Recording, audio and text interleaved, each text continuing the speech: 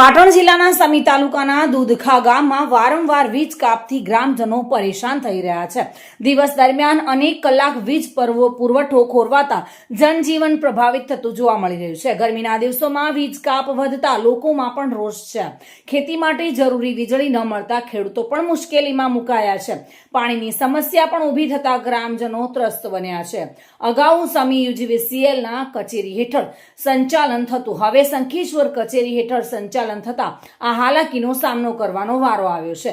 જો કે ગામ લોકોની માંગ છે કે વીજ વ્યવસ્થા ફરી સમી કચેરી હેઠળ કરવી જોઈએ। તાત્કાલિક સમસ્યાનો ઉકેલ લાવવા માટે તંત્ર પાસે માંગ પણ કરવામાં આવી રહી છે। અમારા ગામની અંદર જ્યારેથી સમીની અંદર લાઇટ હતી ત્યારે અમારે કોઈ એવો પ્રોબ્લેમ બનતો નહોતો, પણ જ્યારથી શંખેશ્વરની અંદર અમારે આ લાઇટ ટ્રાન્સફર કરવામાં આવી છે ત્યારથી અવારનવાર લાઇટ દિવસમાં 3 થી 4 વખત જતી રહેશે અને જાય છે તો પછી 3-4 કલાક સુધી આવતી પણ નથી।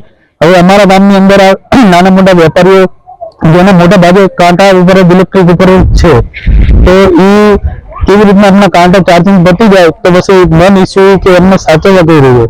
પ્લસ બીજું કે જ્યારથી કરીને આ શંખેશ્વરની અંદર આ લાઇટ ટ્રાન્સફર કરીએ ત્યારથી કરીને અમારા ગામની અંદર લાઇટનો બહુ પ્રોબ્લેમ થશે, તો જેથી કરીને અમારી એવી માંગણી છે કે અમને પાછા સમીની અંદર જ આ લાઇટ અમારી પાછી અપાવી દે। અને લાઇટની વારે અમારે તકલીફ પડે છે। અમને હમી ગોઠવી દેવા વિનંતી કે અમારે આ કાયમ લાઇટનો કાપ થાય છે, તો અમને તાત્કાલિક અમને સમી ગોઠવવા વિનંતી છે। દિવસમાં કેટલી વાર લાઇટ રાતમાં 3 વખત જાય, દાડામાં 2-3 વખત જાય છે।